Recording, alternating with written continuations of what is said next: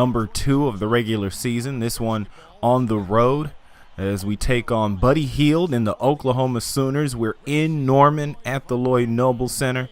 We got the mascot out for the Sooners. Oddly enough, only Buddy Hield is available in this game. Isaiah Cousins, who was also drafted, nowhere to be found, but that's fine with me. Only one NBA prospect is all I can handle pretty much. But I'm ready to show out here, not just for him, but for some of the draft scouts that are surely here.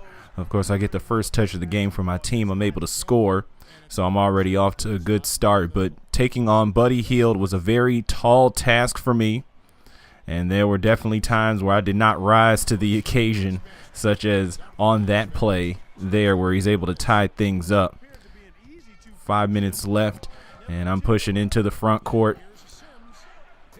I was trying to do what I did best against Buddy Hield, and that was shoot threes. So there were a lot of three-point attempts. It's a shame that you're not able to see your full stats in these Prelude games, because I definitely, if I were to check, would have definitely had a lot of three-point baskets. In this case, I kept Hield from scoring.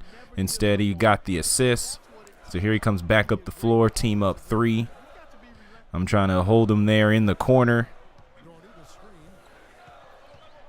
I'm losing him all over the place.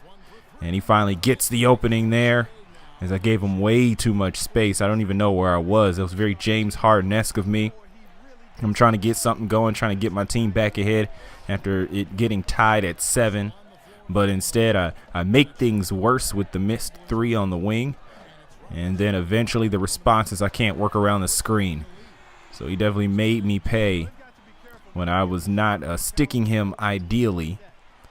But thankfully on the other side here, as I instantly got the touch, I realized that Hield was actually sagging off of me. So he wasn't losing me, but he wasn't respecting me out there on the perimeter, and I was able to make him pay in several instances, not that one there, as it's tied at 10. And I lose him again, this time inside of the key or just outside of it. I'm not sure. I would eventually go to the bench, and that was the first half here. As you can see, not a very efficient first half for us, but fairly efficient for the Sooners. And Hield has 2 points on me, but I'm ready to seek my revenge in the second half, and boy, do I ever. So Oklahoma gets the possession first to start off the half. They try to get me with that cross-court pass, but I'm able to make the stop. And then eventually it's tied at 13. And we get out on the fast break, and Campbell, with his Eric Bledsoe-looking self, is able to get the high floater. And then we make another stop. I'm trying to get out there on the run. I still love the fast break. And instead of attacking the basket, they have me do some weird baseline floater, but whatever works. I now have 10 points on the game. So we're down by 1. This possession isn't working out very well. I'm trying to find some good spacing, but I can't even get around my own defenders. Here I am double teamed. That pass would have been deflected by a taller Sooner. And then I eventually get it back, in and out, no good. So a little over 2 minutes left. Hield's rushing up the floor, getting past defenders, and I'm on the other side of the court, nowhere to be found. Hield scoring off balance on 2 of my teammates. He has 12, I have 10. So a miss there off of a free throw from my teammate, and Hield takes it straight to the rack. I'm able to stop it just in time, but one of his teammates is able to get the tip in there, so they go up 5. And if I remember when I played this, I didn't really feel all that worried. I just really knew what time it was for me. As I talked about in Midnight Mania, this game is set up, if you're a more advanced player, for you to get out there and dominate.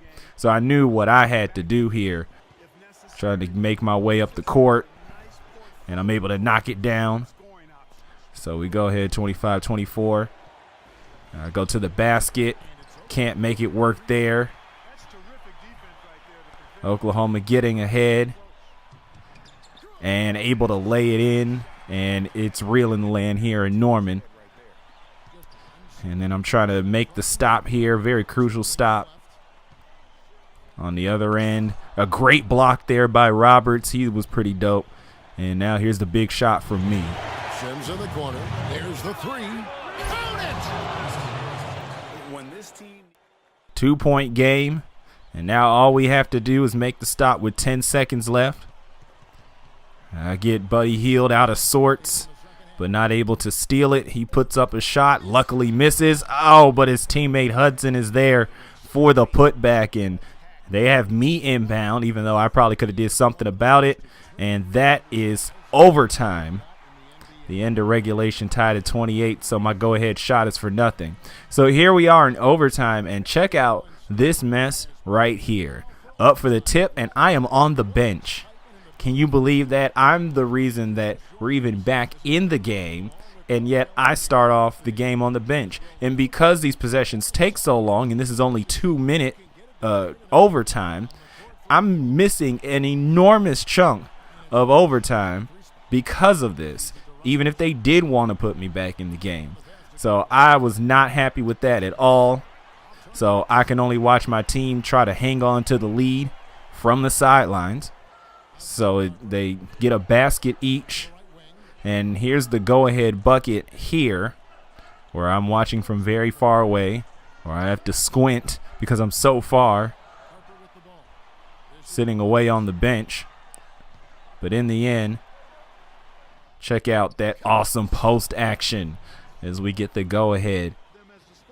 Eventually I get back into the game, but as I'm trying to call for the pass, they ignore me. Instead, they give it to Alabaster, and he's the one that has to put up the final shots that decide the game. But he's a senior, so he's able to get the first of that 1-and-1, and then he will get the second one as well. Cool, calm, collected, but he still has a terrible name. Final seconds tick down, and we are able to get the huge win on the road. 34-33 off of that made three, but it doesn't matter. And I'm able to have a great performance. I outscore Buddy Hield 19-12. 19 points for me, a great performance on the road, and I please one of my harshest skeptics. 24 seconds with Jason Richmond. Boy, oh boy. Sometimes the stars align, and you get to be a part of something that is truly unique, and that right now is the blossoming career of, you know what? I'm just going to say it, the Prez. This kid has it all. I don't want to get too deep into the cliches, so I'll just say that he is delivering each and every night. This kid is on a mission, folks. I spoke to him only once, and he told me that his father, who passed away when he was 14, still guides him to be great every day. How awesome is that? It's humble, focused, and ridiculously good at basketball.